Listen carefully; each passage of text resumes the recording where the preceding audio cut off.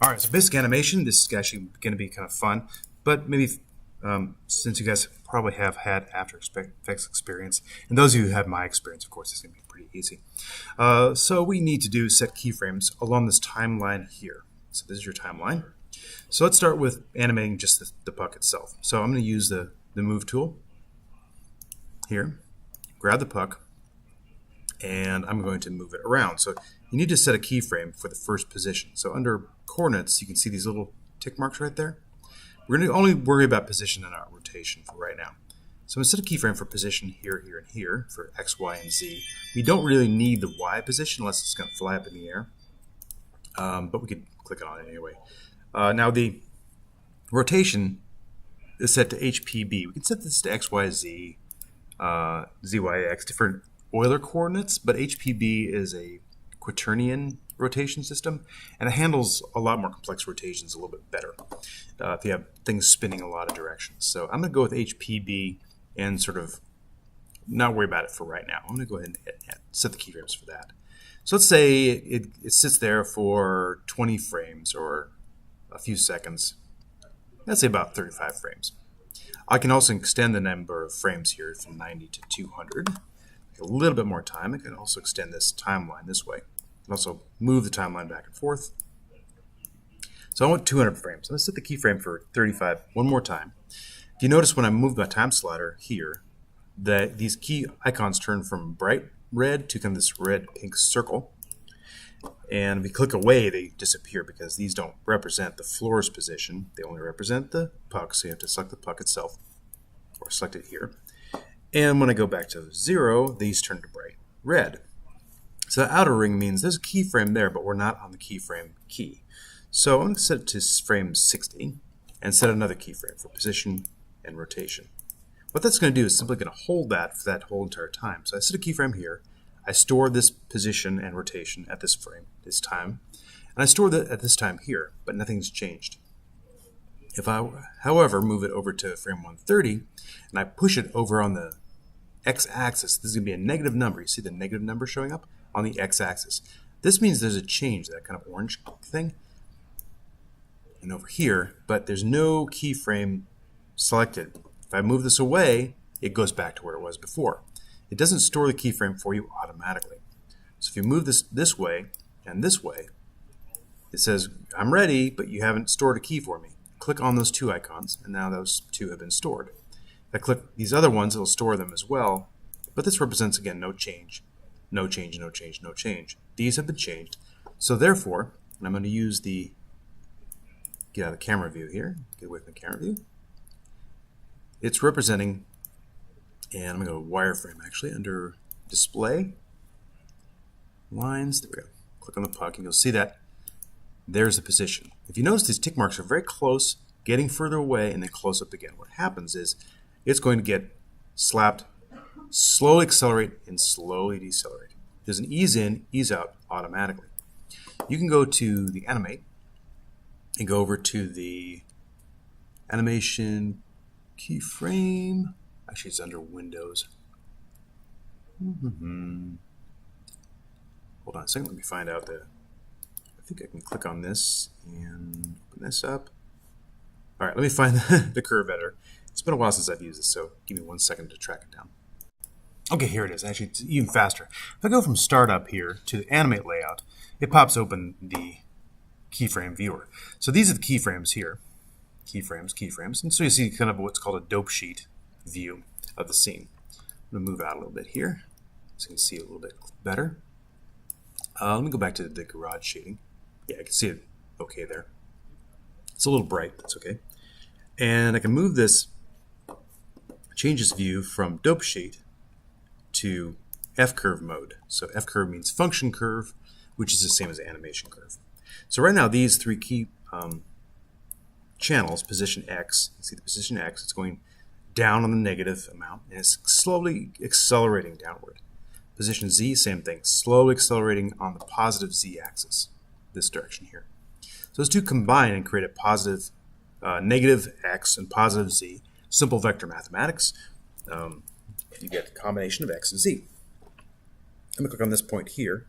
If I grab this handle right there and pull this up, I can make this come out much faster. It's going to be fast out and ease in slow, just like we learned in After Effects for you guys in my motion graphics class. And I do this as well. You got to make sure you just select one of those keyframes and do like that. Unfortunately, what's going to happen is it's going to start moving before you want it to. And so if you don't open this curve editor, you won't see this kind of behavior. And it may confuse you. What you need to do is take these keyframes here. I'm going to control-click X and Z. Select these keyframes. I'm selecting both X and Z simultaneously here. I'm going to break those. And actually, I'm going to break them without making them linear, which is going to be auto tangent, fixed slope, automatic weighting, break tangents. There it is. So now I can grab one handle and pull this up. I'm actually going to grab just one. I'll pull up the Z-axis. And on the X-axis, the other handle, which is the X, I can pull this handle down. And again, it's a fast out and ease in. So for slap shots, for hockey, you kind of want that effect. You want this to be a fast out, ease, and slow in. You notice when you do this, it also changes the shape on the ice too, because you're changing and breaking those two directions, X and Z. So it could be kind of fun to kind of play around with that, give a little bit of English and spinning them more than one direction. So if I play this again, if you just hit play here, you can see that effect. Nothing, nothing, nothing. I said, boom. Just like it got slapped. If I change that and move it more distance, I can grab both the X and the Z. I'm using the Alt middle mouse button and right mouse button to scale the viewport. Grab these two icons and just move them over to the right. Hold the Shift key down and just move them so that they take a longer time to get somewhere. If I move them up, they'll move a longer distance. So I'm moving more distance on the Z-axis, so it's going one direction more than the other. If I move the other direction on the X-axis the other way, I'm extending that X-axis motion. Again, Alt right mouse button, I can zoom in. Let me make sure those keyframes are lined up on top of each other, so they end at the same time. So it's a fairly linear motion, which is cool. And now I can play it again, and I'll go a little bit further distance and skate to a slow stop. These handles here should be flat horizontal, and these guys should be, you can play around with them a little bit more.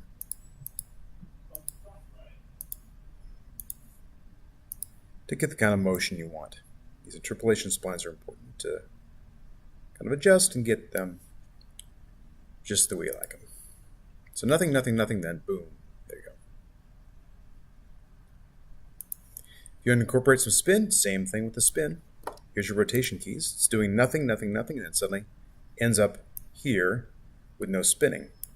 HPB, if I remember, this is a little bit different settings than the previous one. I'm going to go back to the position and move this to the end here. If I want to have it rotate on one of the weird axes, like, let's see what P is. Let's put this, just the ending keyframe. Hold the Shift key down to there. And I change the amount of rotation on the P, which is the puck here, attributes, HPB. Yeah, weird, it's PHB here and HPB here. That's this direction here. So it's basically the X-axis, essentially. So we do a full couple rotations there, and then hit keyframe. You see that keyframe now spins up like that. I can do the same thing with this guy. Break the keyframes, break the tangents, and pull this up like that. And I'll get fast spinning in the beginning, and then slowing toward the end. Let's move up a little closer and play it. Probably not what we want because it simply looks pretty unrealistic. But maybe if it flies in the air, you can have it rotate on all three of those axes. Cool. Now let's go to the camera view. I'm going to go back to my standard view. My startup. Hit the middle mouse key and set my perspective here in this view. This should be from the camera view. There's a camera. So there's my camera. Now I want to move my camera into this shot. So same thing, if I got a camera, this lock here on the beginning, I want to move my camera position. So let me click on camera and the target, both simultaneously. And I can hit keyframe here. That will actually set the keyframes for all the corresponding objects. And I can also use auto keyframing. But be careful, every time you move this thing, the camera, it will set a keyframe in that location. I'm going to go to where the camera just starts to hit, the puck starts to move. At this keyframe, I'm just going to simply move my camera by orbiting here in the viewport and panning and moving in, and perhaps moving the camera target to there. With auto keyframing, it'll actually keyframe all those things automatically. I can also click on that and click on the camera and keyframe those as well, because some things haven't been keyed. I want to maybe key all of them. So now I'm getting 2 keyframes, just subtle movement. Now right when it gets hit, I want to have the camera follow along. So I'm going to go all the way to the end keyframe, and I want to follow this target. So I'm going to grab the target and move the target up to where the puck is ending up, which is there. Grab the camera from the top view. Sometimes it's just easier to move the camera in and get the camera to go like that. And then those are all keyframed. Again, I can click on keyframe manually for both the camera and the target, because they're 2 separate objects, and see how that plays. Now somewhere in between, I kind of lose the puck. So maybe halfway in between those 2 keyframes, I could give it a nice long pause between the 2 keyframes, so it has a chance to kind of interpolate those 2 keyframes. I'm going to move the target, which is the target here, toward the puck. A little bit, but not right on it. Just sort of toward it. Like that. I'll go ahead and hit keyframe. And the camera too, I may want to change another position for that camera. Keyframe the camera too. But maybe bring the camera up a little bit, just for a variation. I can play it again. So if the camera's moving, then suddenly, bam, the puck moves and the camera follows along with it. It's a fairly steady and smooth move. It's on a crane, but frames the action. Not perfectly, not exactly. You don't want to have the camera point directly at the puck. You want to pretend like it's a cameraman who's following this puck and trying his or her best to follow along the motion. So that's the basic keyframing. Then of course you can look at the camera path here. There's a camera path motion up here. And you can see it as soon as you activate this keyframe. You can see how the camera moves along that path. Same thing here. And by the way, you can grab the camera itself and move it, or you can grab the point itself here and move it. So you can move the point up. You can change the position of this camera path like that, or the target itself. Again, here's the target. There's a keyframe on the target there, which is right there. You can move this up if you wanted to, so the target goes upward or downward or left and right. So you have the ability to, again, I wouldn't move around the camera there. As soon as you operate the camera here, say if I'm on this keyframe at 100, and I move the camera around like this, I'm setting a keyframe with keyframe automatic turned on at frame 100. So we got to be sort of careful there. Yeah, see I'm moving the camera and adding a keyframe right there. So I get a little wiggle in my camera animation, so be careful. You don't want to incur too much motion, because you'll get this little jiggle there. So it's easy enough to do, so be careful of that. Click on this keyframe right here, right click and delete. So I get this nice motion. I think I added 2 keyframes there, so I'm going to click on, again, with this automatic keyframe turned on, if I'm moving this around here, I add more keyframes. So I'm going to turn this off. Click on this keyframe here that I just added just now. Delete that one too. So now I'm back to my original keyframes. It's easy enough to add keyframes. Be careful with this auto keyframe, especially when you move the camera around. So try not to move the camera around here. Try to move it in other views, and just kind of keep looking at the camera and making sure you have a nice camera path, both for your camera and your target. Animating cameras is tricky. It's not easy and not intuitively obvious when you first do it, especially if the first time you're doing any animation. Okay, we'll do more animation later on, but I think that gets you set up, especially those of you who done animation inside of Maya. Hopefully this is a nice intro into that process. And again, you can look at the camera animation here for the camera and see the position here for the camera. This will show you all the things that have been keyed too, including your puck is all here, your camera targets here, your camera positions here. So if you want to have the camera move faster, say on its position x-axis, I can accelerate this out a bit quicker. Probably don't want to break that handle too much, but you can pull the handles inward to make them a little sharper. That's going to have a quicker response.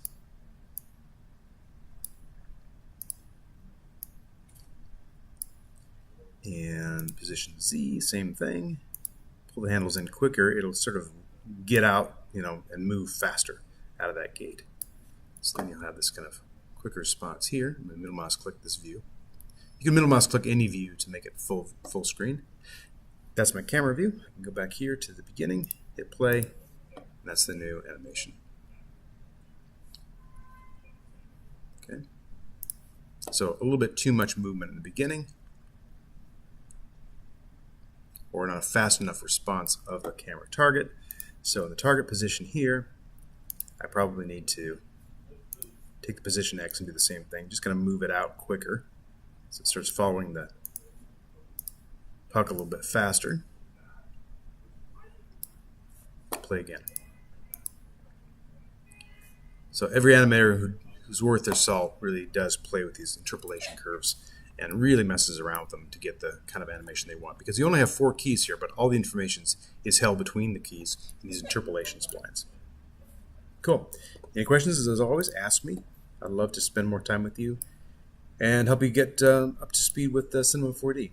There's a lot of jobs out here in Chicago for animators in Cinema4D and technical artists as well. So cool.